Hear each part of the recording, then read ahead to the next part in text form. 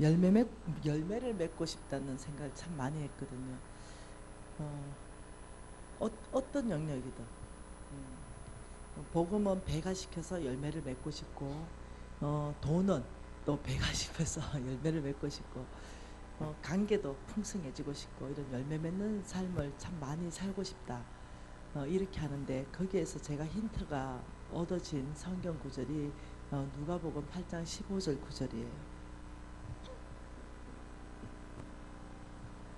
누가복음 8장 15절.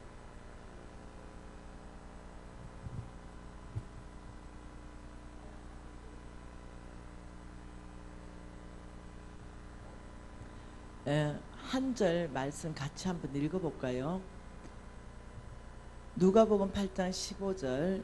좋은 땅에 있다는 것은 착하고 좋은 마음으로 말씀을 듣고 지켜서 인내로 결실하는 자다. 좋은 땅이 결실한다는 거죠. 좋은 땅. 좋은 땅의 특징은 결실이라는 거예요. 좋은 땅의 특징은 결실인데, 어떤 사람이 결실하느냐? 착한 마음. 하나님의 말씀에 대해서 착한 마음. 하나님의 말씀에 대해서 좋은 마음. 네. 착하다, 좋다 이 말이에요. 무슨 말이냐면요, 하나님 말씀에 아멘으로 받는다는 거예요. 거부하는 말씀이 없다는 거예요. 그리고 결심 맺는 땅의 특징은요, 착하고 좋은 마음으로만은 결실을 못해요. 아멘으로 응답하고 반드시 뭐라고 하냐면 지키는 땅. 지킨다. 네, 지킨다는 거예요. 이 지킨다는 것은 다른 말로 살아낸다 이 뜻이에요. 네, 또 다른 말로 말씀에 순종한다 이 뜻이에요. 네, 그러니까 나는 좋은 땅을, 하나님은 30배, 60배, 100배를 맞는 땅을 좋은 땅이라 그랬어요. 그런데 여러분 성경 다 알다시피, 예, 가라지 땅이 있다는 거예요. 돌짝밭이 있고 길가 땅이 있고 가시덤불 땅이 있다는 거예요. 거기는 열매가 안 난다는 거예요. 그런데 좋은 땅에만 오직 30배, 60배, 100배인데, 그 30배, 60배, 100배 좋은 땅의 기준이 뭐냐면 그 사람의 중심이라는 거예요. 이 사람의 중심 안에서부터 하나님의 말씀에 대한 태도, 그 다음 행동. 태도는 착하고 좋은 마음, 행동은 순종하는 것, 그대로 살아내는 것. 이 두 가지가 있어야 되는 거죠. 그래서 믿음이다 이럴 때는요, 기준이 뭐냐면 하나님의 말씀을 듣고 사는 삶, 하나님의 음성을 듣고 사는 삶. 그래서 순종, 이것은 행동입니다. 이것은 내가 해야 할 일을 해야 되는 것이고, 말씀하신 그 하나님을 신뢰하는 것. 하나님께서 가난한 자를 돌보면 너의 병을 고칠 것이다. 그럼 고칠 줄 믿어야 되는 거예요. 이게 신뢰예요. 하나님께서 가난한 자를 도와주면 네가 통치하게 될 것이다. 그건 믿어야 돼요. 하나님이 가난한 자를 도와주면 너는 반드시 네 손이 닿는 일, 네가 하는 모든 일에 복 줄 것이다. 이거 믿어야 되는 거예요. 네, 하나님이 말씀하신 거에 대해서 아멘 하는 사람은요, 반드시 그것을 지키고 순종하게 돼 있어요. 그냥 아멘이 그냥 아멘이 아니에요. 오늘 우리 목사님과 잠깐 나누었는데, 예수를 구주로 영접했다면 그 사람은 반드시 행동이 예수가 주님인 게 드러난다는 거예요. 예. 말은 그냥 예수가 나의 구주입니다 이러는데, 행동은 어디에 속했냐면 몽땅이 어떠냐면 이 세상 나라에 속해 있다면 이 사람이 진짜 주님이 주인이냐는 거죠. 그래서 야고보서는 뭐라고 했냐면은 너희들의 믿음을 너희들의 행위로 나타나야 된다 이렇게 말. 그래서 우리가 우리의 믿음이 행위로 드러나는 거, 이 부분에 대해서 너무 약하다는 거죠. 네, 그러다 보니까 뭐가 안 나타나냐면 능력, 하나님의 약속이 나의 것으로 받는 데 있어서 경험되어지지 않는 거예요. 근데 우리의 믿음과 하나님의 약속이 이제 있기 때문에 하나님의 약속대로 내가 믿고 행위로 나가는 것까지만 나가버리면 경험되어지기 시작하는 거예요. 그 행위로 나가는 것이 좋은 땅이에요. 지키는 거니까, 순종하는 거니까. 이게 사람들이 여기까지 못 가는 거예요. 왜냐하면 이 지키는 거에는 뭐가 필요하냐면 헌신이 필요해요. 헌신. 또 뭐가 필요하냐면은 놀랍도록 이 자기가 손해 본다는 느낌이 자꾸 있는 거예요. 그게 아닌데도. 그래서 여기는 헌신이 있어야만 지킬 수 있어요. 시간의 헌신, 재물의 헌신. 아니면 이게 지켜지지가 않는 거예요. 근데 헌신이 있으면 이게 지켜지거든. 그래서 저는 정말로 우리 배 목사님을 너무 사랑하고 좋아하고 존경하니까 여러분이 잘 되면 참으로 좋겠는데 어찌래 멸동하게 그렇게 하신가 모르. 내가 속이 터져가지고 하다 내가 금식해야 되겠습니다. 그래서 이게 정말 깨달아지면 여러분 인생이 바뀔 건데 이게 너무 나는 내 경험으로 알겠는데 우리 한번 해보십시다. 일단 주님 말씀을 믿고 내 말이 아니니까 주님 말씀 일단 믿고 한번 해보는 거죠.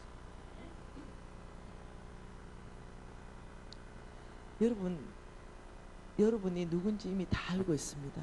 여러분은 누구예요? 아브라함의 씨. 이미 다 알고 있잖아요. 그 말씀 다 잊어도 그 말씀은 절대 잊을 수 없는 말씀이죠. 다 잊어도. 2년 전에 와가지고 제가 그 공을 많이 드렸잖아요. 그 말씀 한 번 더 보면서 우리가 내가 누굴까 되새겨 보십시다. 창세기 12장입니다.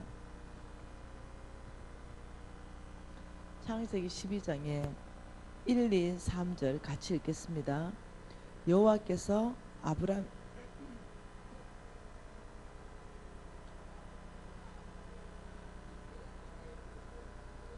내가 너로 큰 민족을 이루고 내게 복을 주어 내 이름을 창대하게 하리니 너는 복이 될지라. 너를 축복하는 자에게는 내가 복을 내리고 너를 저주하는 자에게는 내가 저주하리니 땅의 모든 족속이 너로 말미암아 복을 얻을 것이라 하신지라. 하나님께서 아브라함을 불렀어요. 이렇게 하나님께서 여기에 아브라함을 부르시고 아브라함 그리고 이쪽으로 복을 주시고 그리고 온 땅 가나안 땅 여기에 너를 통해서 이 땅이 복받을 것이다. 이때 하나님이 아브라함에게 복 준 것이 여러분 뭐라고 그랬어요? 제가 옛날에 뭐라 그랬어요? 여기에 하나님의 나라에 깃발을 꽂게 하는 거라 얘기했잖아요. 그러니까 무슨 복을 줬냐면 하나님의 나라를 세울 수 있는 복을 줬어요. 가장 큰 복입니다. 그 아브라함에게 준 것이 땅이었죠. 아브라함에 준 것이 자손이었어요. 그리고 하나님이 주인 되는 그리고 너는 땅에 복의 권은이 되게 하고 그러니까 땅 주고 자손 줘서 신정 국가를 만들어 가는데 놀랍도록 아브라함을 쓰신 거예요. 그러면서 우리가 꼭 기억해야 되는 것이 갈라디아서 3장 29절이라고 말했어요. 갈라디아서 3장 29절을 제가 외우라고 얘기했죠. 그 말씀 뭡니까? 너희가 못 외우는 사람은 빨리 찾아야 돼요. 갈라디아서 3장 29절이 무슨 말이에요? 너희가 그리스도의 것이면 아브라함의 자손이요 약속대로 유업을 이을자니라. 그러니까 이 말씀이 굉장히 중요한 기반이라는 거죠. 너희가 그리스도의 것이면 아브라함의 자손이요. 한마디로 말하면 저와 여러분을 하나님이 뭐라고 하냐면 아브라함의 씨다. 아브라함의 씨. 너는 예수 그리스도가 너의 구주이냐? 예 아버지 예수님이 나의 구주입니다. 그렇다면 너는 아브라함의 씨다. 아브라함의 씨 이걸 여러분 밑에 헬라어로 뭐라고 적어놨습니까? 씨 이것을 아들이다 혹은 딸이다. 다시 말하면 아브라함의 아들 아브라함의 딸. 하나님이 보는 것은 아브라함의 약속을 유업으로 이을 자다. 그러니까 이 자리에 내가 아브라함이 돌아가셨으니까 이 자리에 미신이 들어갈 수 있고 이 복을 다 받고 미신을 통해서 온 땅에 하나님의 나라를 깃발을 꽂는 그 놀라운 축복이 나한테 다 온 거예요.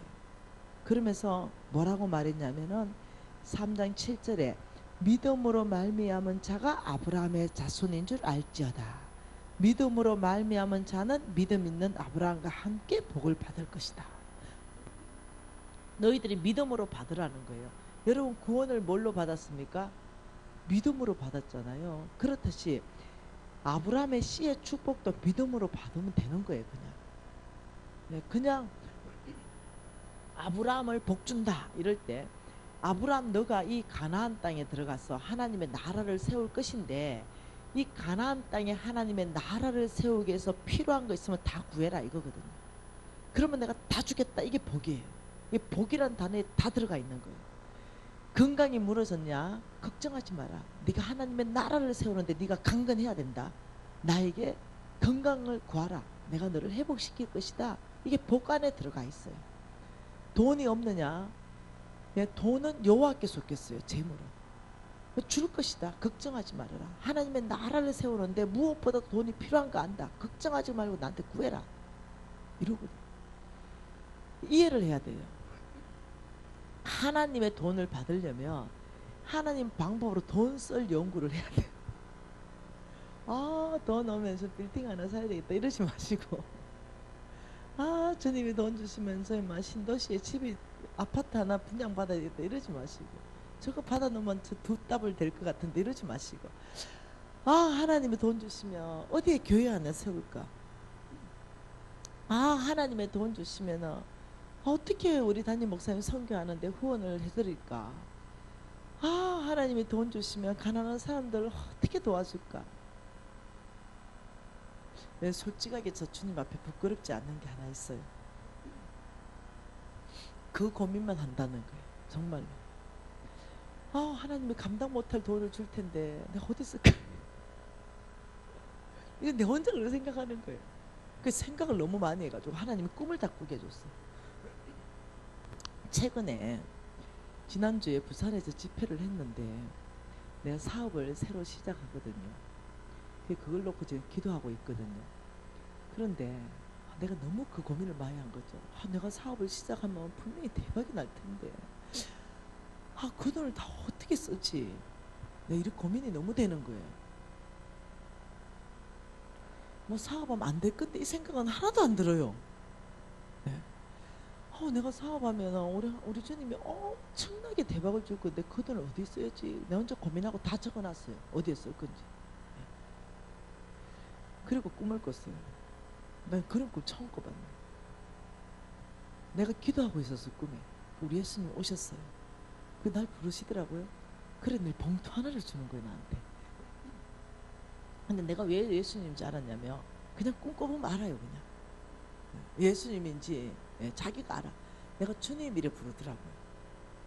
근데 그냥 사람이야. 나는 예수님 꿈꾸면 막 홀리하고 막 천사가처럼 이렇게 막 흰 옷 입고 막, 꼭 보면 우리는 산신령을 예수님으로 착각. 아, 그냥 사람이에요. 그냥 사람. 네. 그냥 사람인데 내가 그 꿈에서 주님이시다 이렇게 부르는 거예요. 내가.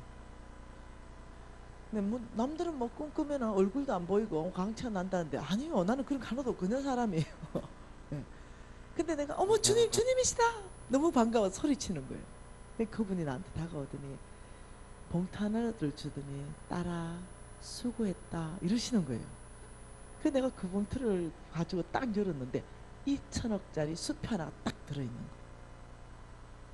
그래서 내가 기분이 무지하게 좋아가지고 꿈꾸고, 일단은 기본적으로 우리 주님이 나한테 2천억을 주시겠구나. 기본으로 일단은. 나 그냥 뭐 내 믿고 싶은 대로 믿는 거예요. 그래서 그 꿈 꾼 이후로 이제 2천억 중에 이제 1,000만 원은 내 거 아니니까 1,000억은, 네, 이제 왜 1,000억은 파트너에게 줄 거니까 1,000억 가지고 내가 혼자 고민 다 해놨어. 어디에 쓸 건지. 그래놓고 내가 혼자 실없이 웃었어요. 왜냐면 모자라더라고. 그래서 내가 아버지 한 장 더 주세요. 하여튼 그냥 기분 좋은 거예요. 내 혼자. 저는 사업 시작할 때만 안 될까 이런 거 생각 안 해요. 되는 것만 생각해요. 왜냐면 아브라함 씨기 때문에. 그게 내 믿음입니다. 여러분 죽을 때 천국 못 간다는 생각하는 사람 있습니까? 네. 언제 죽어도 천국 가잖아요. 왜냐면 내 믿음이니까. 나는 내가 아브라함의 시고 내가 온 땅에 하나님 나라를 기뻐할 거 없는데 내가 사업회가 안 되면 그게 기적이다. 내가 그게 기적이야. 되는 거는 당연한 거고 안 되는 게 기적이다. 안 되는 게 기적이야. 이런 생각하고는 기분 좋았습니다. 저와 여러분 똑같거든요. 아브라함의 씨거든요. 왜냐하면 동일하게 말씀하셨거든요. 3장 9절에는 이렇게 말했어요. 믿음으로 말미암은 자는 믿음 있는 아브라함과 함께 복받는다. 그게 복받는 게 믿음이에요. 복받는 기준이 믿음입니다. 여러분 믿음 있으면 천국 가는 복도 받고요. 여러분이 믿음 있으면 가난한 자를 도울 것이고요. 그러면 약속대로 가난한 자를 돕는 자에겐 하나님이 그런 축복 주신다 하니 그 축복이 올 거고요. 그러니까 진짜로 그 중심에 돌파의 중심은 믿음이라는 거, 이걸 잘 사람들이 모른다는 거예요. 아브라함의 씨다 이러면 여러분 어떻게 생각하세요? 여러분 아브라함의 씨입니까? 여러분 예수님이 여러분 구주십니까? 그러면 다 아브라함의 씨면 좋은데 아브라함의 씨는요 여기 있는 아멘한 사람 다가 아니에요. 예, 아브라함의 씨는 아무나 되는 게 아닙니다. 그냥 아멘으로 되는 게 아니에요. 아브라함의 씨라는 것은 반드시 아브라함의 씨하고 닮아야 돼요. 특징이 닮아야 됩니다. 닮음.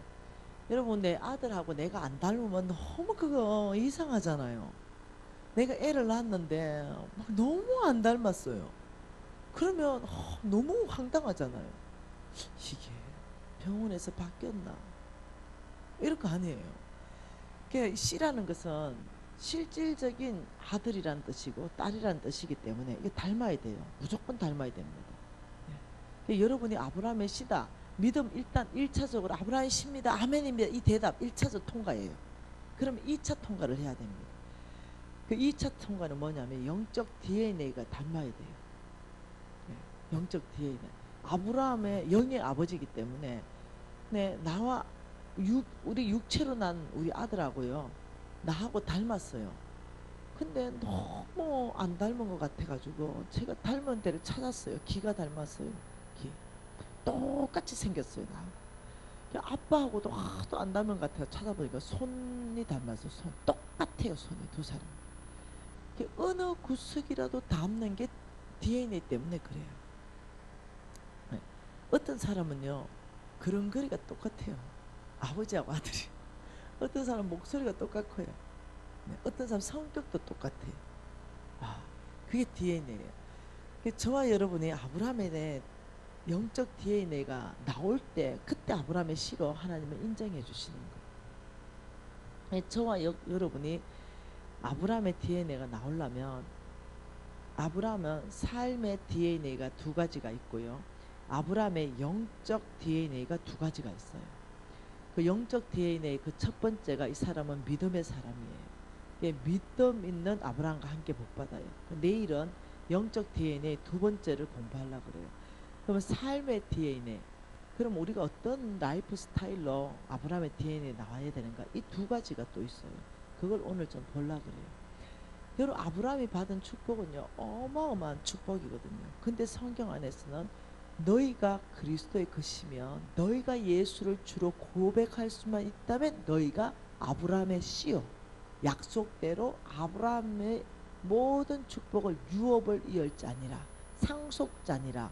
아브라함의 모든 축복은 바로 너의 것이다. 이 굉장하거든요. 이걸 받아야 되는 거예요. 이걸 하나님은 나한테 약속한 게 아니에요. 하나님은 아브라함에게 약속했어요. 그런데 그 아브라함의 약속이 이삭에게 흘러가고 이삭이 또 계속적으로 이삭의 두 아들 중에 야곱에게 흘러가고 야곱의 또 아들 중에 유다에게 흘러가고 요셉에게 흘러가고 그러면서 이게 나한테까지 흘러온 거예요. 그러니 아브라함의 그 축복 몽땅은 나의 것인 거예요. 이 부분에 제가 왜 실패를 했는가 이게 무너져 버린 거죠. 제가 이 아브라함의 영적 DNA가 원래 있었던 사람이거든요. 근데 이게 사라진 거예요. 내 안에. 아브라함의 영적 DNA, 삶의 DNA 두 가지를 오늘 심장에 좀 넣으면 좋겠습니다. 창세기 말씀 다시 12장 말씀 보십시다. 창세기 12장 자, 아브라함을 이제 하나님께서 불러냈어요. 예, 그리고 약속의 땅으로 데려가시는데 12장 5절 하반절 말씀에 보니까 자, 마침내 가나안 땅에 들어갔더라. 그게 하나님이 가나안 땅으로 이끄셨어요. 그 가야 될 땅으로 들어갔습니다. 그런데 자, 6절 7절에 보니까 뭐라 그래요? 자, 7절 같이 읽을까요? 여호와께서 아브라함에게 나타나 이르시되 내가 이 땅을 내 자손에게 주리라 하신지라. 자기에게 나타나신 여호와께 그가 그곳에서 무엇을 사다요? 제단을 쌓았다. 여러분, 제단이라는 말 한 기억해 놓으세요. 그가 그 제단을 쌓았다. 제단 생활을 했다. 그 제단을 쌓고 거기서 베델 동쪽으로 옮겨 무엇을 쳐요? 장막 생활. 장막을 치니 서쪽은 베델이요 동쪽은 아이라. 그가 그곳에서 여호와께 또 무엇을 쌓아요? 제단을 쌓고 이랬어요. 그 제단과 장막 생활이라는 게 나와요. 도대체 제단과 장막 생활이 뭐냐는 거죠. 아브라함은 약속받고 나와서 제단 생활, 장막 생활을 했습니다. 그래서 한번 보자는 거죠. 이때 제단은 무엇을 말하냐면 이 제단은 하나님과의 관계를 말해요. 하나님과의 관계 안에서 제단 생활을 말하고 장막 생활이라는 것은 소유와의 관계에 대해서 말하는 거예요. 하나님과 아브라함은 어떤 관계로 있었냐? 늘 주님 앞에 머무르는 주님 중심적인 삶, 예, 말씀 중심적인 삶, 기도 중심적인 삶, 교제 중심적인 삶, 이 하나님과의 관계 안에서는 제단 생활. 그리고 장막은 하나님이 아브라함에게 맡겨놓은 그 재물에 대해서는 아주 장막 생활. 이 부분에 대해서 이제 보는 거예요. 이가 하나님의 약속을 받았잖아요. 하나님의 약속을 받고 나오자마자 그 땅에 들어가서 첫 번째 했던 것이 제단을 쌓았어요. 이때의 이 첫 번째를 약속의 제단이라 그래요. 하나님의 약속의 제단. 뭐라고요? 하나님의 약속, 하나님께 약속을 받았어요. 내가 너를 복 줄 것이고 너를 통해 온 땅을 축복할 것이다. 이 어떤 약속을 받았어요. 네가 나오면 내가 하늘의 별과 바다의 모래처럼 네 자식들을 많게 할 것이다. 약속받았어요. 하나님께서 언약의 제단입니다. 하나님의 약속은 다시 말로 뭐라고요? 언약입니다. 언약. 하나님께서 약속하시고, 언약이라는 것은요 계약하고는 다릅니다. 계약은 쌍방합의입니다. 다시 말하면 아파트 여러분 전세 계약할 때 쌍방합의로서 네가 1억 내면은 1년 동안 살아라.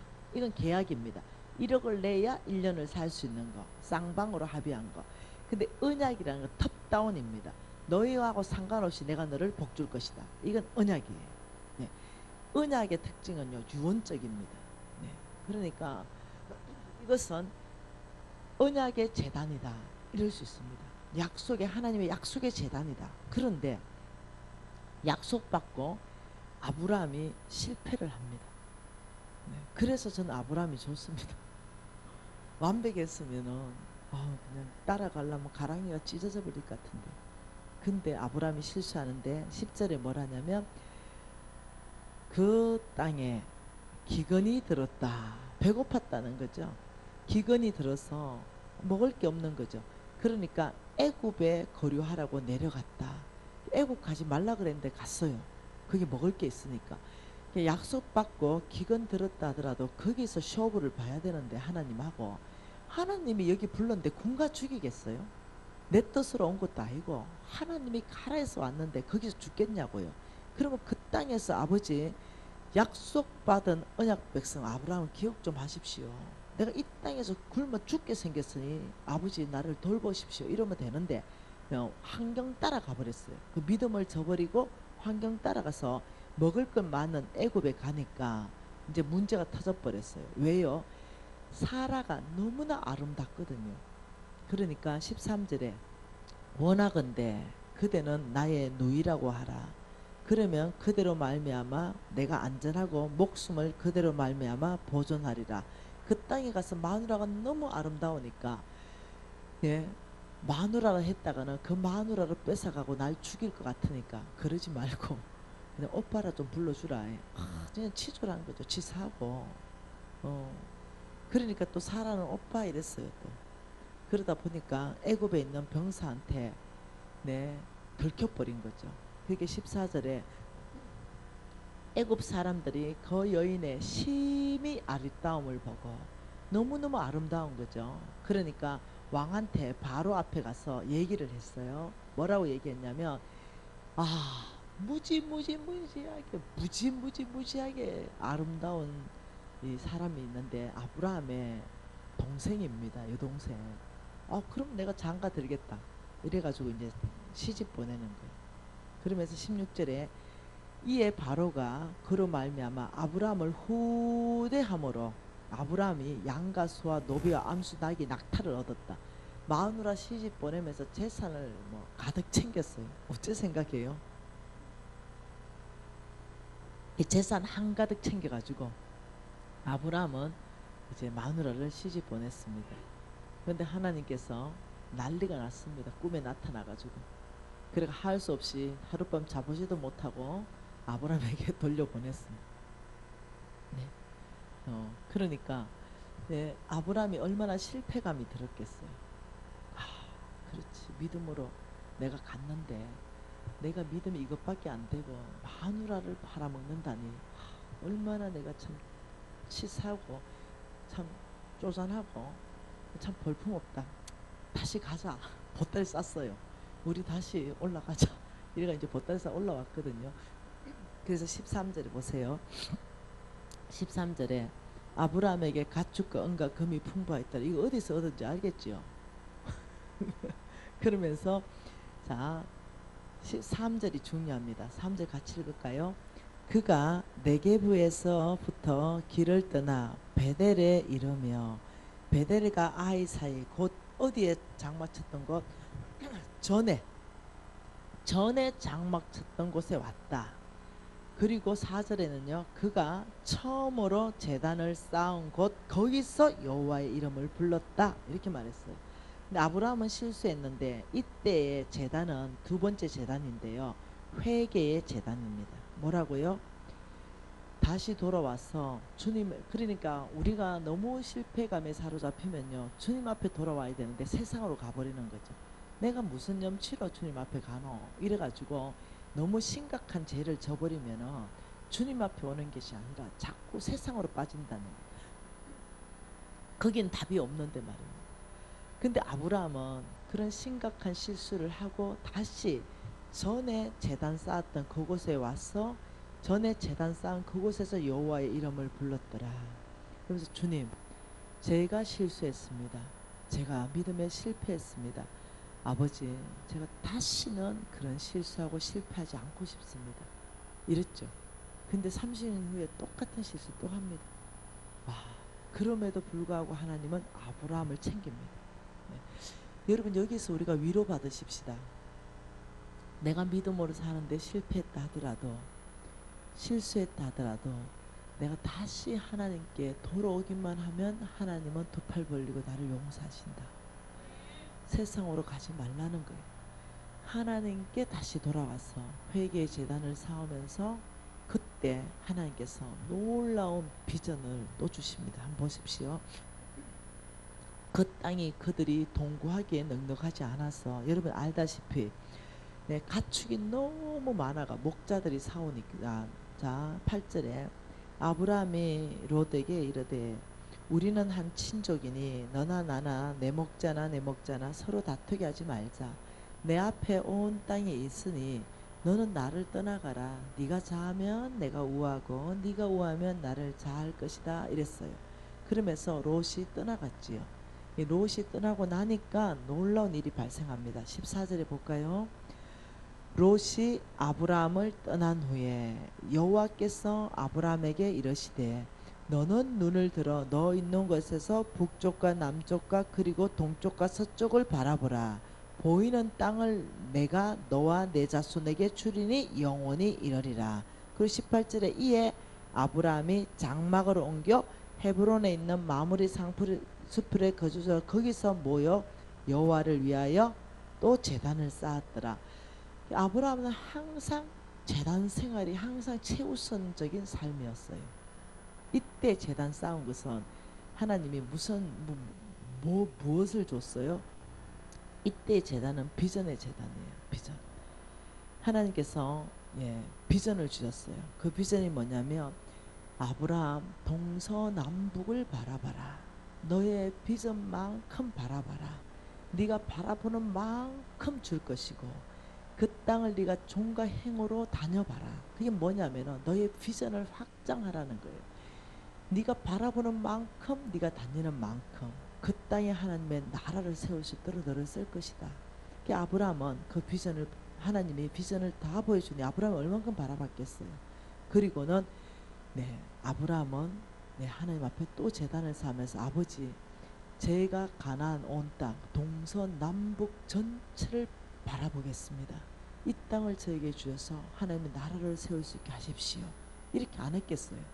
그러니 우리가 여기에서 아브라함의 라이프 스타일, 이 재단 생활이 얼마나 그 중심에 있었는지, 저와 여러분이 진짜 아브라함의 DNA라면 재단 생활을 소홀하게 하지 않는다는 거죠. 여러분 저는요 망하기 전에 우리 엄마가 제 기억은 7살 때부터 나요. 어떤 사람 막 4살 때부터 나는데 난 기억 안 나요. 나는 7살 때, 6살 때 말 정도 뭐 이 정도밖에 기억이 안 나거든요. 그때 우리 엄마가 성경 읽게 하고 내가 집에서 자잖아요. 그러면 업어서라도 이제 갖다 눕혀놓고 이랬거든요. 한 가지만 우리 엄마가 부탁했습니다. 교회 중심적인 삶. 이 재단 생활이란 뜻이 뭐냐면 교회 중심적인 삶, 하나님과 교제 중심적인 삶, 그 다음 교우들과 또한 교제 중심적인 삶, 말씀 중심적인 삶, 이런 삶이에요. 그러니까 공동체 중심적인 삶. 그런데 제가 사업을 하게 됐네요. 대학 다닐 때 우리 친구 아버지가 저에게 5억을 투자해 줬어요. 그래서 이 5억의 투자금을 가지고 사업에 뛰어들게 되는데 너무 두려운 거죠. 제가 새벽기도 갈 때 어떤 장부를 하나 이렇게 만들었어요. 장부 하나 만들어 가지고 내가 오늘 만나야 되는 사람 이름을 다 적어놔요. 왜냐하면 제가 그때요 이 5억을 가지고 거의 한 3년 만 2년 만에 그 5억의 원금을 우리 친구 아버지한테 다 갚고 이자까지 다 갚으면서 사업에 대한 재능을 인정을 받았어요.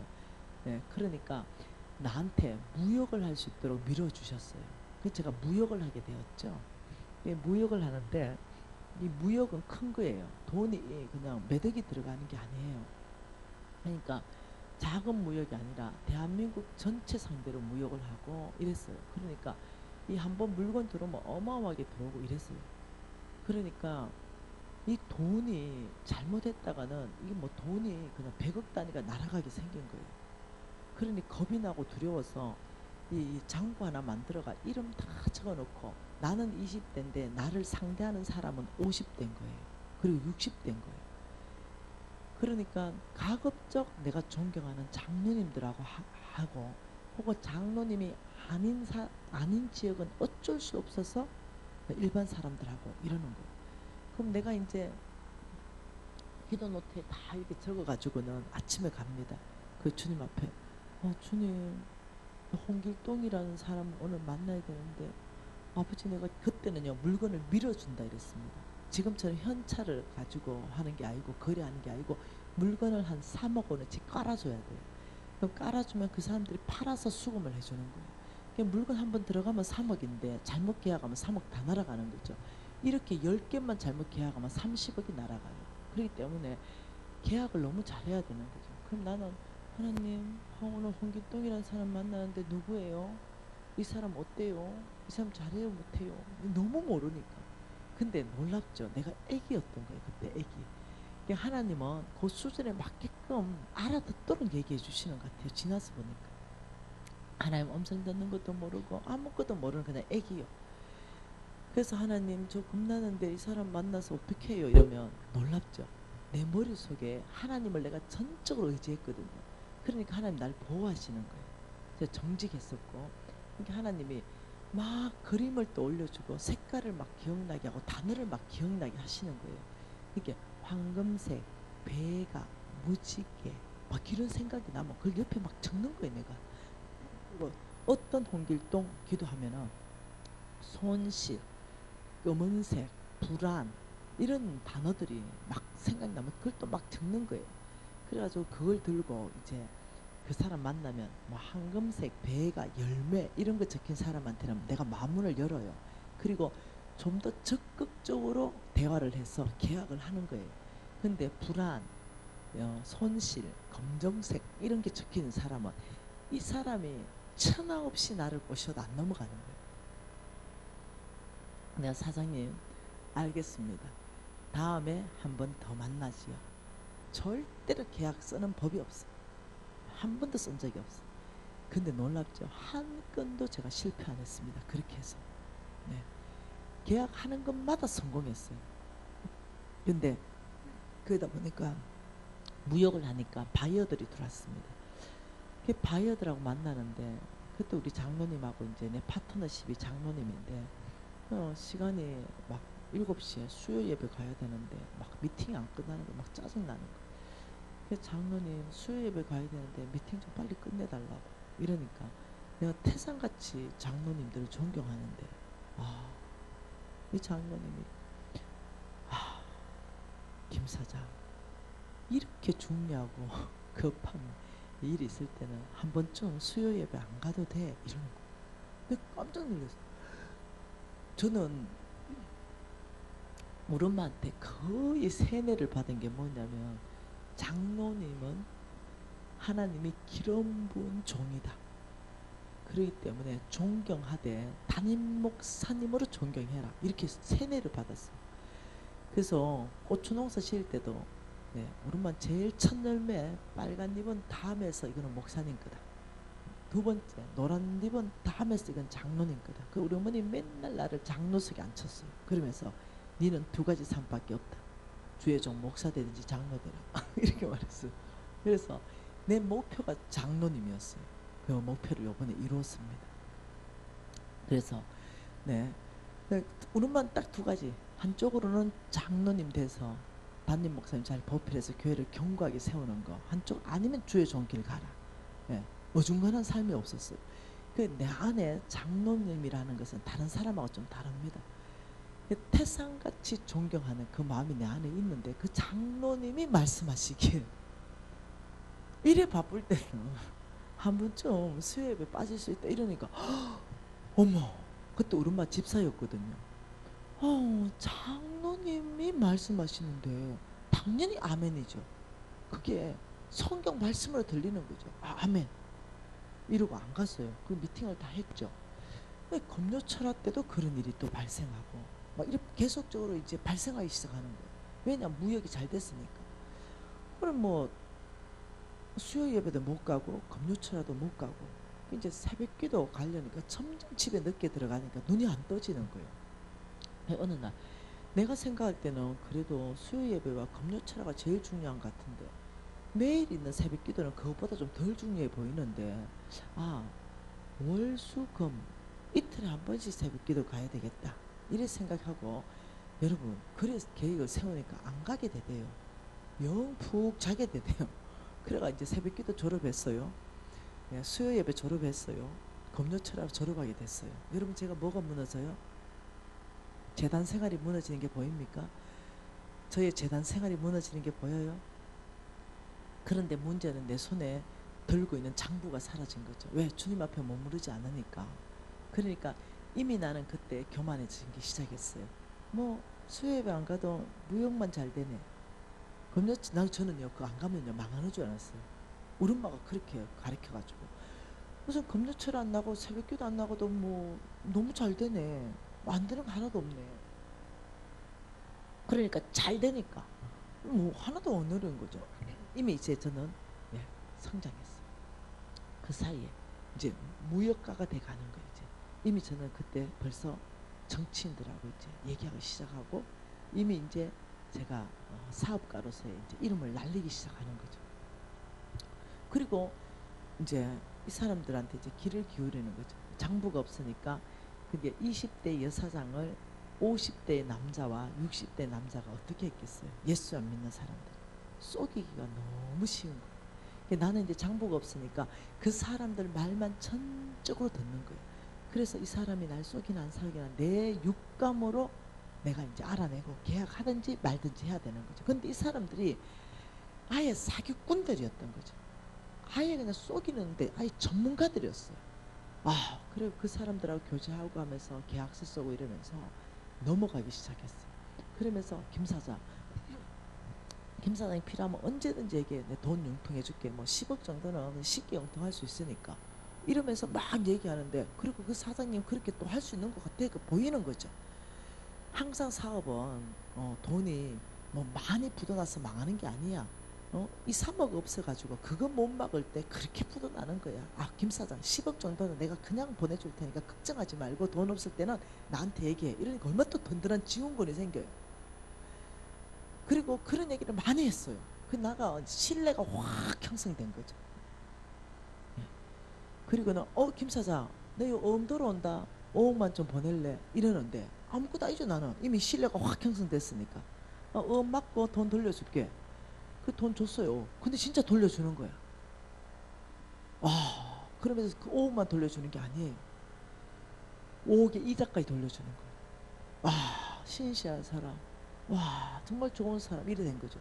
그리고 또 그런 일이 있는데 나중에 한 20억 보내라 하더라고. 처음에는 2억, 뭐 3억, 5억 이러더니 20억이 딱 물리는 거예요, 제가. 그리고는 어떻게 해요? 이 사람 사라졌어. 이렇게 물린 거죠. 네. 그 재단 생활이 무너지면서 제가 지혜가 사라졌어요. 분별력과 판단력이 사라졌어요. 그러다 보니까 하나님이 뭐라고 말씀하는가 듣지 않고 사람에 계속 의지하는 거예요. 사람 얘기 듣고 분별하고 이러면서 이제 IMF가 들어가면서 쫄딱 망해버렸어요. 여러분 아십니까? 아브라함의 씨라면 재단 생활이 드러나야 됩니다. 저와 여러분 안에서 여러분 공적인 예배는요 다 드려야 돼요. 공적인 예배. 네.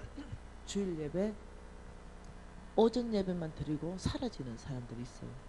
오후 예배는 예배가 아니라 생각하는 거예요. 오전 예배 그냥 드리면 됐지 무슨 오후까지 드리냐 이런 사람들요 죄송해요. 그 사람들 밑바닥 신앙 보면 거의 신앙 없어요. 종교인일 가능성이 많습니다. 출근부에 도장 찍는 사람들. 그런데 네 정말로 믿음 있는 사람은요 예배를 사모합니다. 네. 그 예배 자리에 있다니까요. 저라도 우리 권사님 두 분은 처음부터 좋으셨어요. 지금까지 눈 안 뜨세요 이렇게 얘기해도. 그래도 우리 권사님들 어떠냐 이 권사님들 안에 이런 마음이 있어요. 아이고 내가 다 살았는데 뭐 돈 얘기하는데 내가 뭐 들을 거 있어. 그러나 우리 목사님이 지금 부흥 집회를 여는데 자리라도 지켜줘야 돼. 네. 교회 유익을 위해서. 이 신앙이라니까요 우리 권사님들. 네. 우리 교회가 부흥 집회를 하는데 우리 목사님이 기도회가 준비하는데 내가 자리라도 지키고 앉아 있어야 강사님이 힘이 나시지. 이 신앙이라니까요. 예. 가장 자리 잘 지키는 분들이요 거의 90살 권사님들. 다 끝나고 내가 물어봐요. 권사님 강의가 뭐 들었어요? 그러니까 몰라. 뭐 깨달은 거 없어요? 그러니까 몰라. 나는 귀가 어둡서 안 듣겨. 권사님 그럼 왜 앉아있어요? 그러니까 아 우리 목사님 나오라잖아. 부흥집회하고 우리 교회 잔치인데 왜 신앙이에요? 이해하셔야 돼요. 근데 그냥 예배 드리고 오후 예배를 똑같은 예배입니다.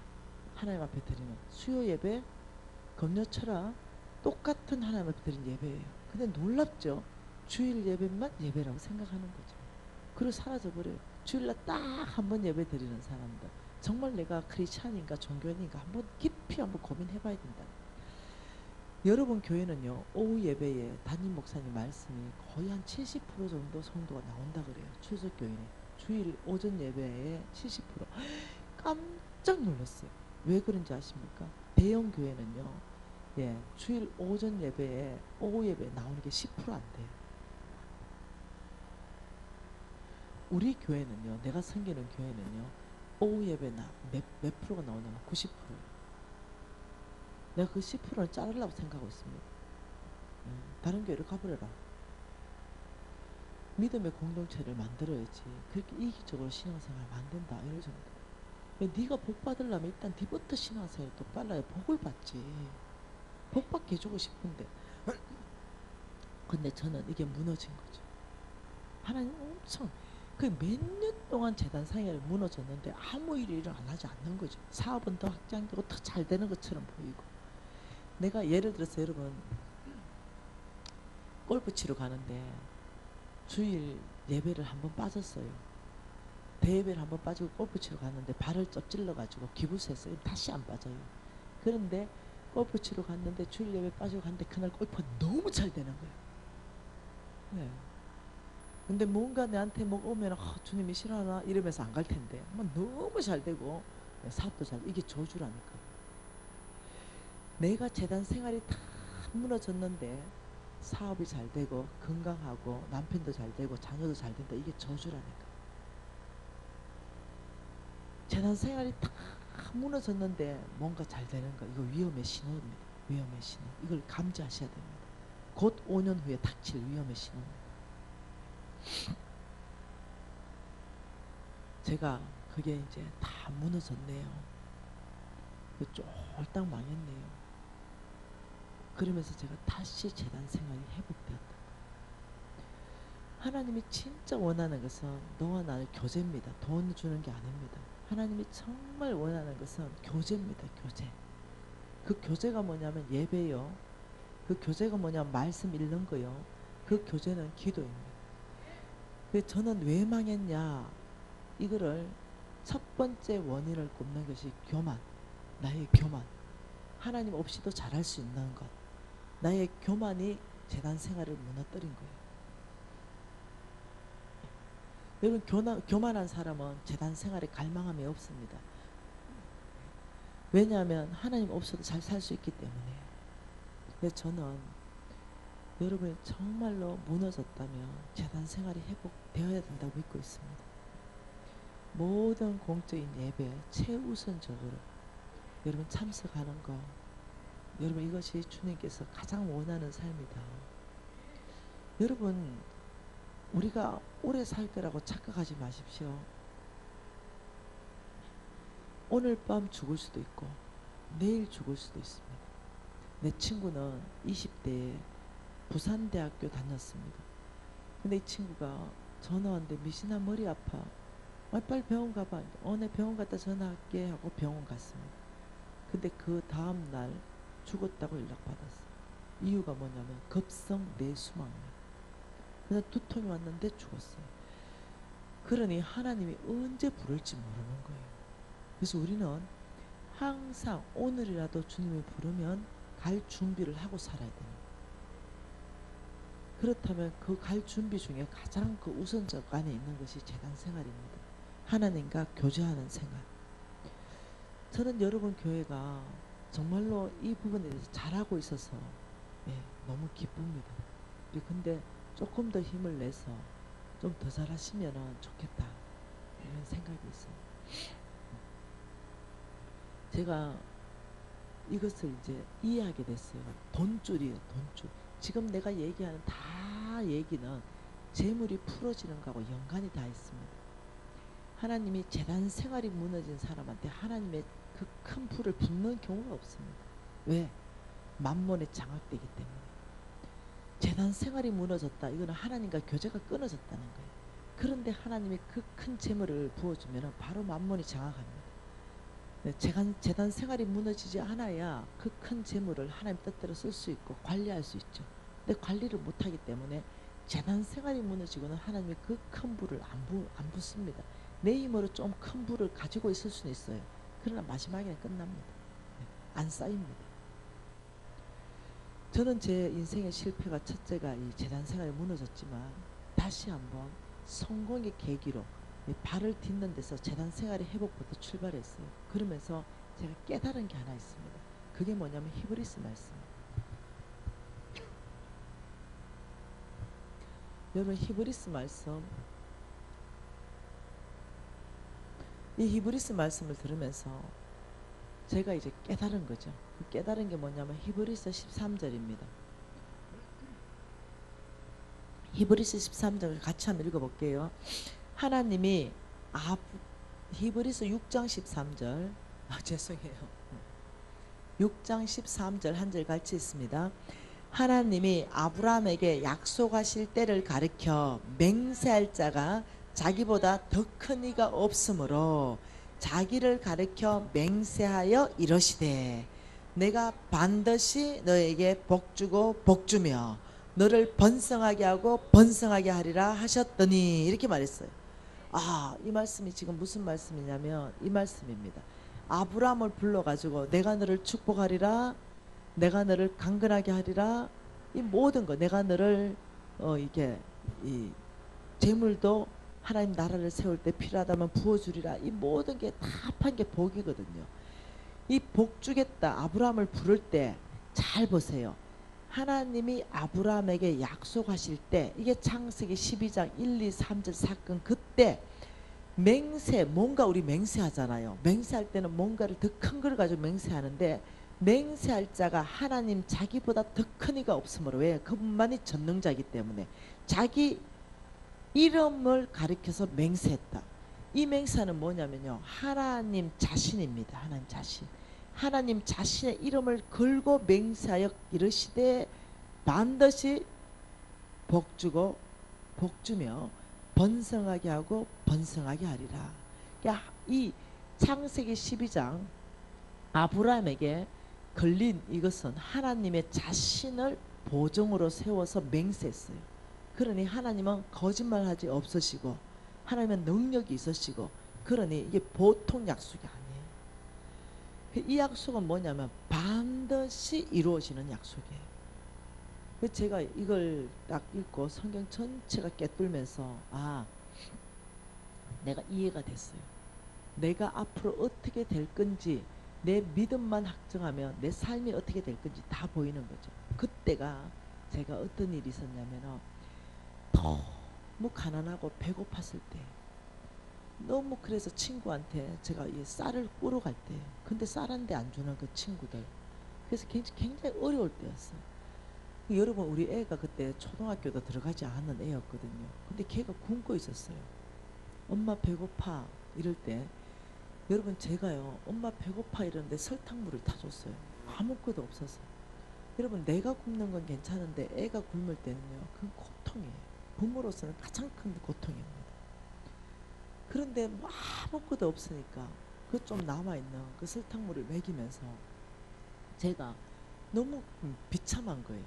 그런데 더 비참한 건 뭐냐면요. 더 비참한 건 내가 고기를 먹고 싶다는 거죠. 이건 더 비참한 거. 애가 지금 배고파 죽는다고 우는데 내가 고기 먹고 싶은 거 이건 이 애미도 아닌 거죠. 내가 주님 앞에 삼겹살이 먹고 싶은데 주님 이 마음 좀 없애주십시오. 주님 이 마음 좀 없애주십시오. 애가 지금 배고파서 죽고 있는데 내가 이 삼겹살 먹고 싶은 생각이 드는 게 이게 정상적인 애입니까 이게. 근데 이거 여러분 배고파 본 사람은요 이거에 안 없어져요.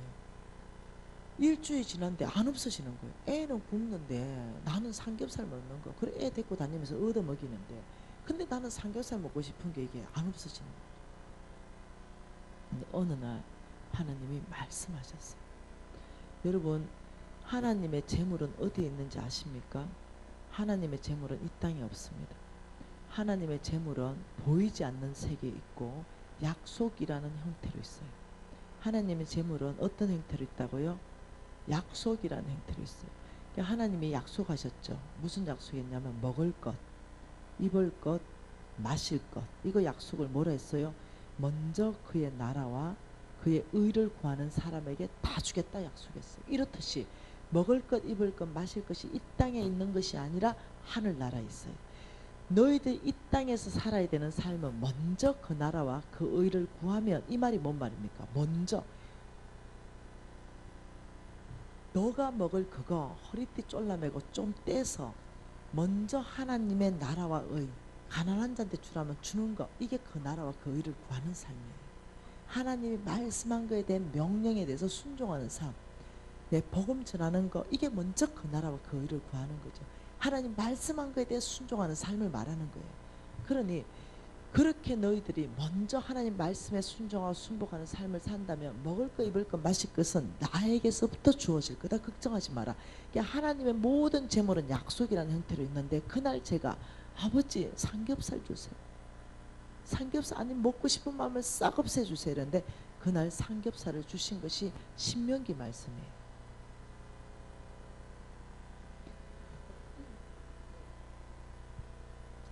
신명기 말씀으로 하나님께서 12장 20절 말씀으로 저에게 삼겹살을 주셨어요. 같이 한번 읽어보고 싶은데요. 같이 읽습니다. 내 하나님 여호와께서 내게 허락하신 대로 내 지경을 넓히신 후에 내 마음에 고기를 먹고자 하여 이러기를, 내가 고기를 먹으리라 하면 내가 언제나 마음에 원하는 만큼 고기를 먹을 수 있을 것이다. 와, 하나님이 지금 이렇게 말하는 거죠. 네가 지금은 고기를 먹을 때가 아니다. 지금은 하나님께서 너의 지경을 넓히고 있는 때이다. 훈련의 때에 있다는 거예요.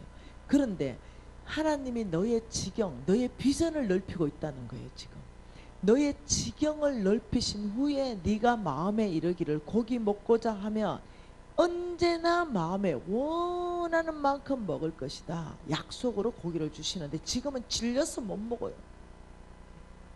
오늘도 집에 가니까 갈비 한 세트가 왔더라. 우리 제자가 보냈더라.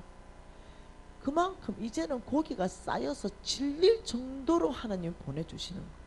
근데 그때는 하나님 이 말씀으로, 딸아, 지금은 고기를 먹을 때가 아니라 너의 지경을 넓힐 때다. 여러분 이걸 알아야 돼요.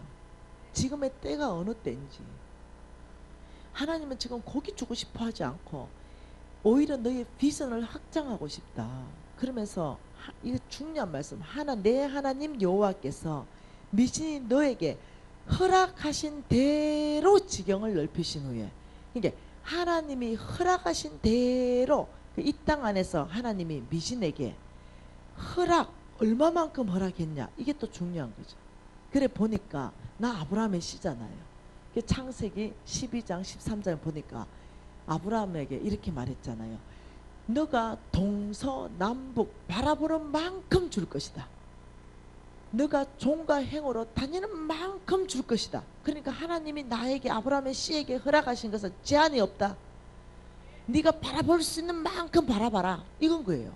아, 내가 이제 성경을 많이 읽어 놓으니까 이게 막 연결되기 시작하는 거예요. 근데 내가 너무 행복해가지고 그때 내가 이제 어떻게 하냐, 아르바이트 뛰었어요. 막 만두집에도 막 들어가고, 그 아르바이트 뛰어가지고 제가, 왜냐면은 63빌딩 올라갔거든요. 63빌딩 올라가가지고 그 망원경이 있더라고요. 그래가지고 막 보니까 양이 안 차. 내가 아무리 바라봐도 서울 동서남북밖에 안 바라봐죠. 그것도 끝도 다 안 보여. 끝도 다. 하나님이 바라보는 만큼 준다 했는데 이거 서울 땅만 바라봐가 되겠나? 안 되겠다. 이래가지고 돈이 없으니까 아르바이트 막 해가지고 돈 벌어가지고 비행기 티켓을 샀다는 거 아닙니까? 아프리카까지. 내가 그때 생각할 때 아프리카까지 제일 멀다 생각하고 아프리카까지 가는 비행기 티켓 끊어가지고 아프리카 갔어요. 가면서 약간 좀, 어떤 사람 보면 나보다 좀 사이코라 그래요. 그 비행기를 타고 내 비행기가 떴는데 그 중국 대륙을 지나가는 거예요. 그러면 내가 이제 벌떡 일어나는 거죠. 그리고 믿음의 눈으로 중국 동쪽과 북쪽과 서쪽과 남쪽을 바라보는 거죠. 그래서 비행기 앞으로 가는 거죠. 아버지 북쪽을 바라봅니다. 중국 북쪽 끝 저에게 주십시오. 그러면 또 비행기 그 옆으로 빈자리 있잖아요. 빈자리. 그걸로 또 들어가지고 창문에 손을 얹고 아버지 서쪽을 바라봅니다. 중국 서쪽을 저에게 주십시오. 이러고 또 뒤로 가가지고 또 옆으로 가.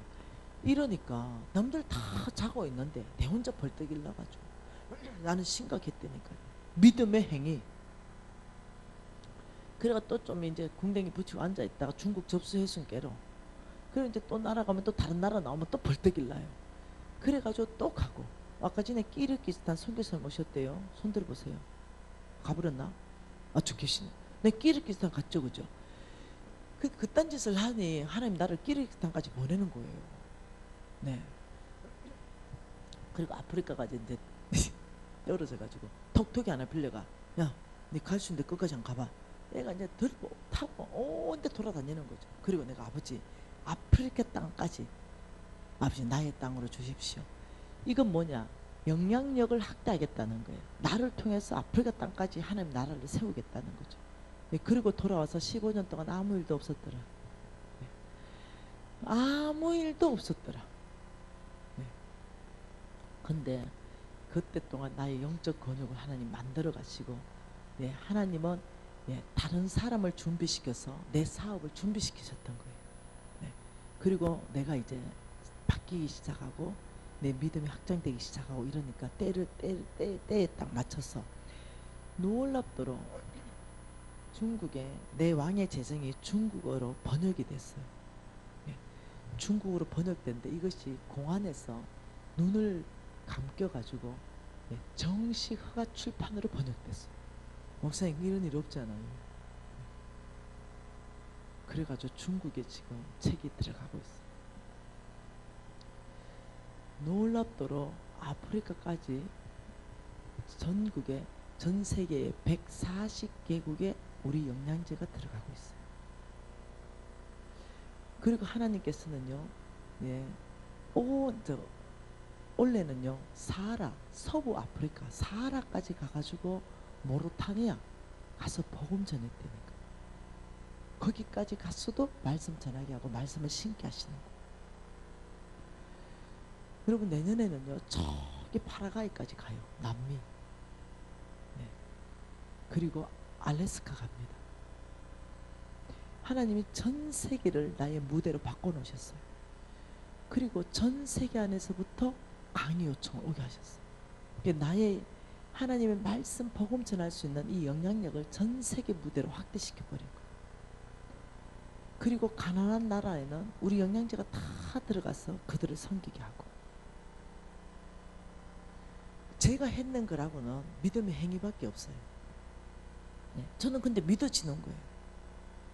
근데 믿어지는 거예요. 동서남북을 주시겠다. 내가 아브라함이 싫어하는 것도 믿어지고, 동서남북을 주시겠다고 약속하신 그분이 그 약속할 때를 가리켜서 자기보다 더 큰 이가 없으니까 자기 이름을 걸고 맹세로 보증하여 반드시 복주고 복줄 것이고 번성하게 하고 번성하게 할 것이다. 근데 난 아브라함의 씨거든.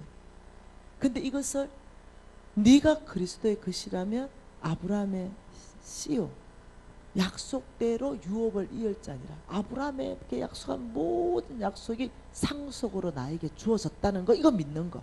여러분 예수 믿고 천국 가는 거 믿지요? 근데 이것도 동일한 하나님이 말씀하셨다는 거예요. 우리가 굉장히 성경을 편식하는 거 아십니까? 믿고 싶은 것만 믿는 거. 네. 내가 손해 날만 하는 거는 안 믿는 거. 예를 들면 주라는 거, 이거 가난한 자한테 주라는 거, 이거는 내가 뭐 손해 나는 거 같잖아. 이거 안 믿어. 네. 뭐 가난한 자한테 주면 내 재산이 불어나겠노? 뭐 가난한 자한테 주면 병이 고쳐지겠노? 고쳐지는 정인들이 허다하게 일어나도 나는 못 줘. 왜? 안 믿으시니까.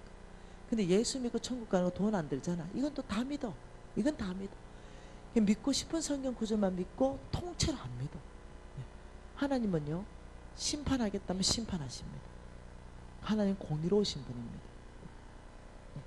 계속적으로 그 죄에 떠나지 않으면 하나님의 법은 두 가지입니다. 공의의 법과 공률한 법. 그러니까 하나님이 심판하겠다, 그 악에서 떠나라 이래서 진짜로 회개하고 떠나버리면 그 사람은 공률의 법의 작동이 바뀝니다. 그 사람에게는 공률이 집행됩니다. 근데 끊임없이 안 떠나고 계속적으로 악한 일을 하면 거기는 마지막은 공의의 법이 작동된다. 물론 하나님의 보좌의 기초는 공의이고 그 보좌 전체를 듣고 있는 게 공률하는 거예요. 그래서 여러분은 끊임없이 하나님의 공률의 법이 통하도록 살아야 된다. 어떤 사람은 공의의 법이 통하도록 계속 산다는 거예요. 그래서 저는 여러분한테 도전하는 게 뭐냐면은 여러분은 믿음의 행위를 하냐는 거죠. 어떤 사람이 이렇게 말했어요.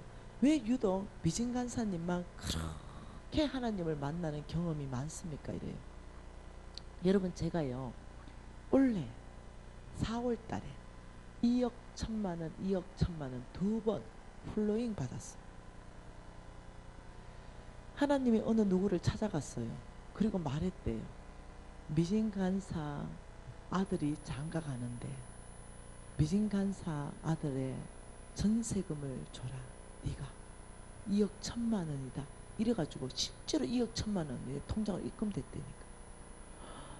그때 상황이 어떤 상황이었냐면 제가 100억 150억 헌금 다 해버리고 제로인 상황이었어요. 제가 왜 어제 작년에 그렇게 헌금했냐면 하나님 앞에 약속했거든요. 하나님, 우리 아들이 장가 가기 전에 제 전 재산을 털겠습니다. 하나님 앞에 제가 약속을 했어요. 강야에 있을 때 제가 사는 집 한 채를 빼고 몽땅 하나님께 돌려드리겠습니다. 왜냐? 제가 우리 아들을 너무 사랑해서 제가 우리 아들에게 너무 많은 걸 해줄 것 같아. 집도 해주고 막 빌딩도 사주고. 아버지, 우리 아들을 믿음으로 출발시키고 싶습니다. 그래서 우리 아들 장가가기 전에 다 털고 우리 아들은 다시 영으로 하나님과 함께 출발시키겠습니다. 이거 헌신했는데 우리 아들이요 대학교 2학년 때 장가 간다는 거예요. 네, 24살인데 사무소했거든요. 군에 간다더니 갑자기 장가 가고 싶대요. 사랑하는 여인이 있답니다. 나는 땡큐죠. 내 기도 제목이 24살 전에 장가 보내는 게 내 기도 제목이었거든. 그래 간다길래 급하게 재산 정리한 거예요. 그래 진짜로 재료를 만들어서 완전히 재산을 끝냈거든요. 예.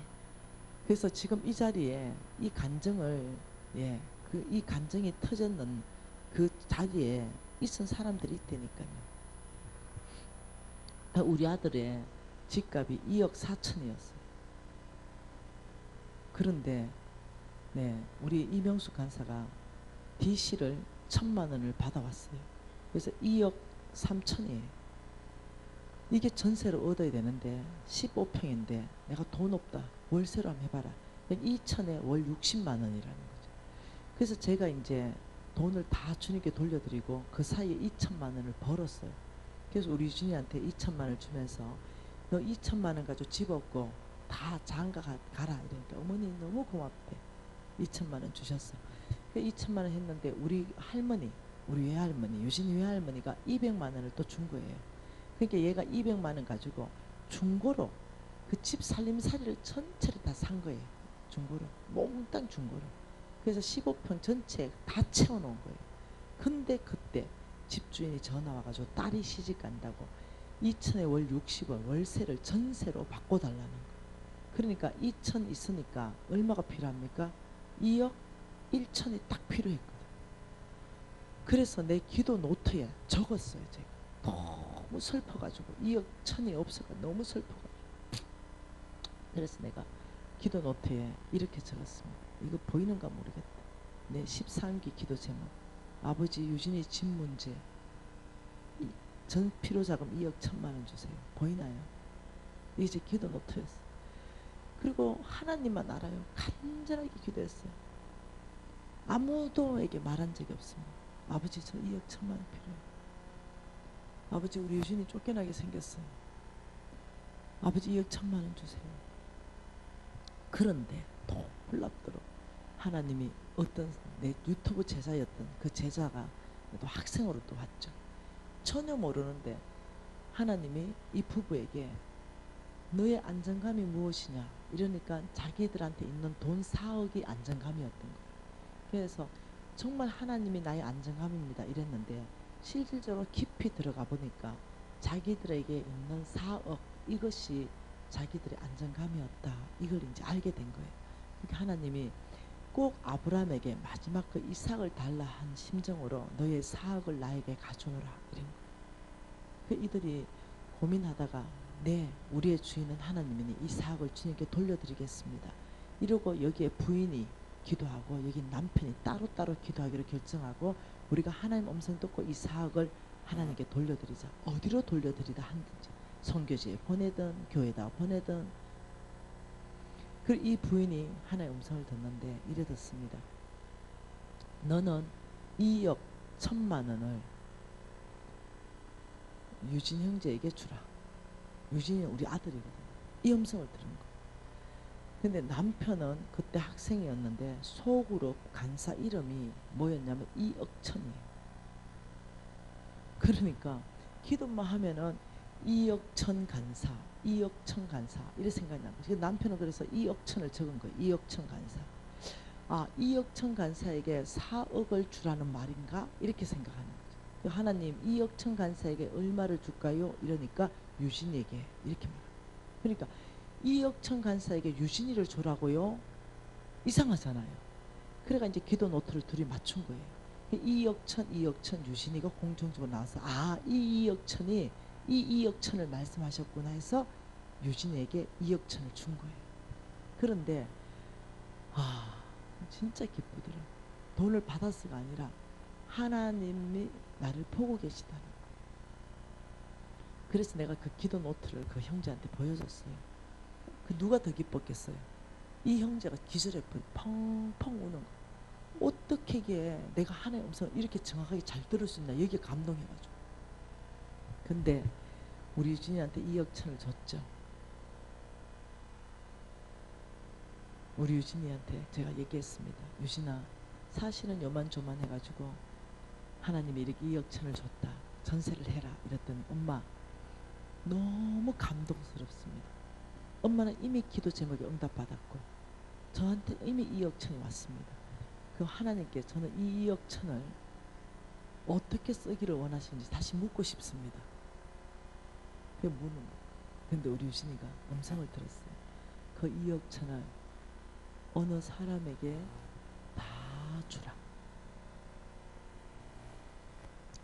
아, 그래서 2억천을 가져온 거예요.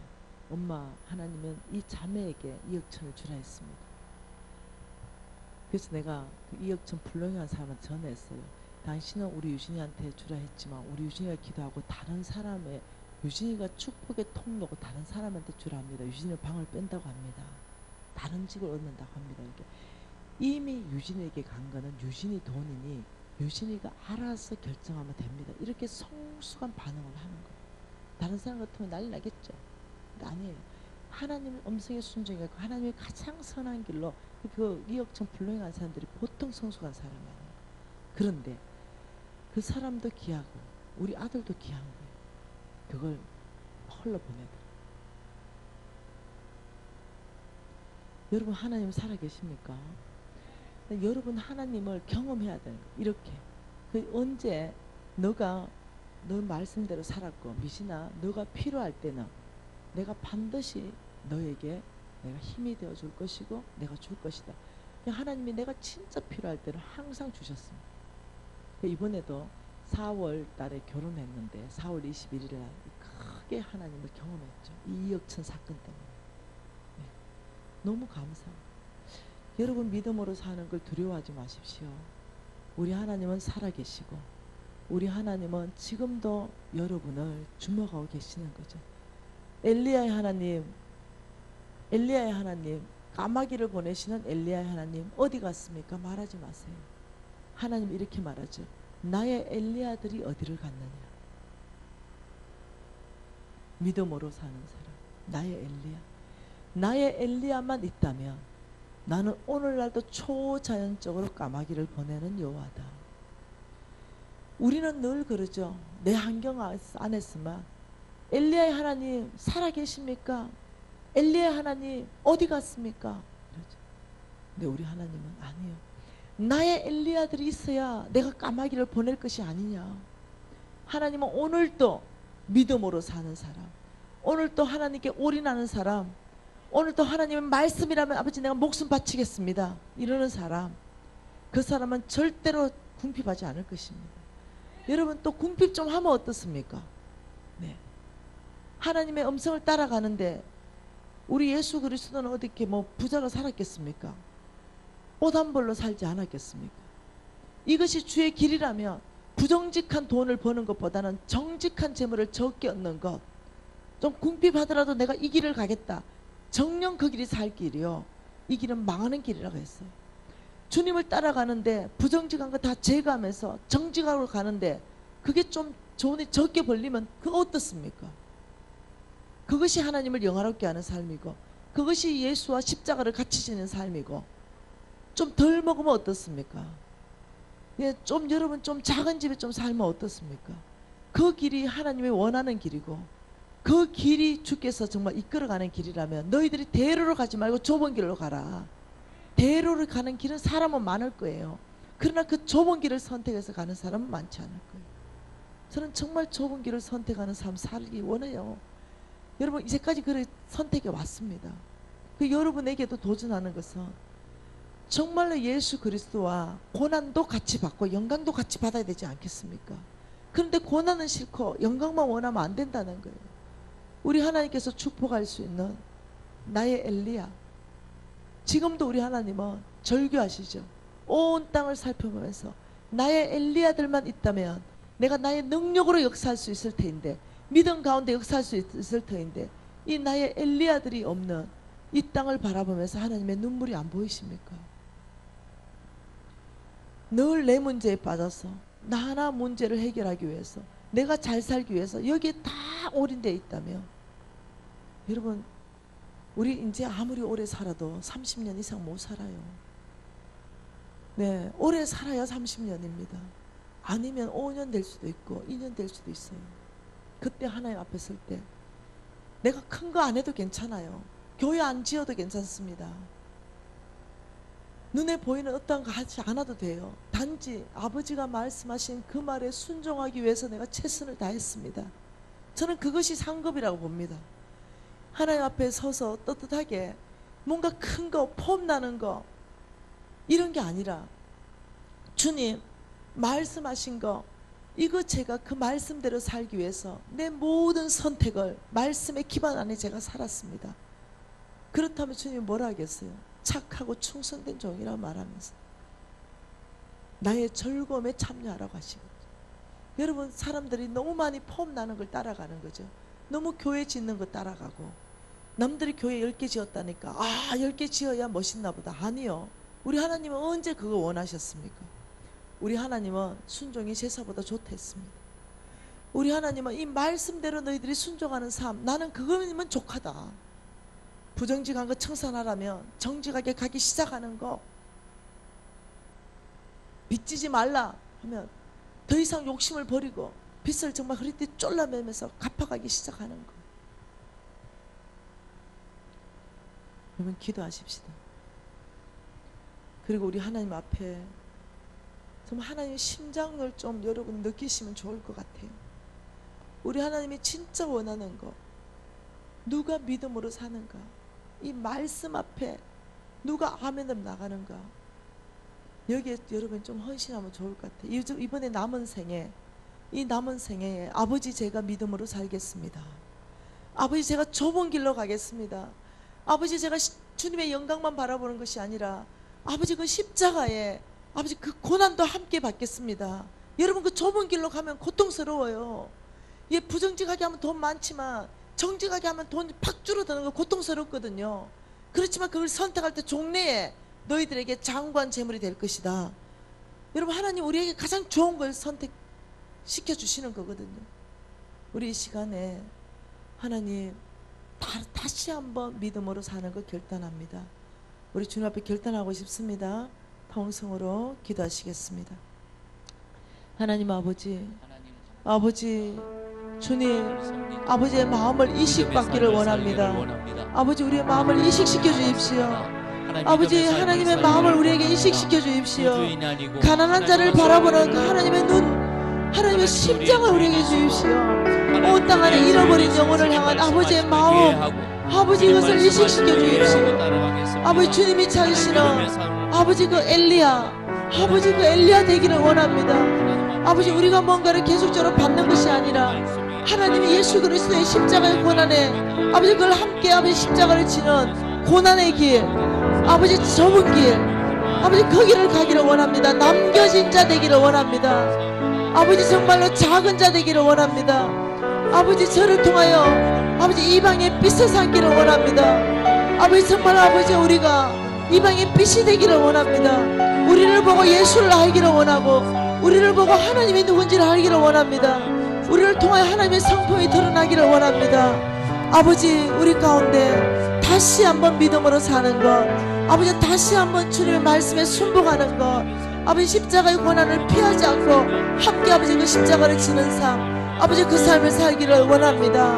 아버지 우리 가운데 이 말씀을 심장으로 주시고 레마로 듣게 하여서 능히 살아낼 수 있도록 주여 아버지 역사하여 주시옵소서. 아버지 우리 가운데 은혜를 베풀어 주시옵소서.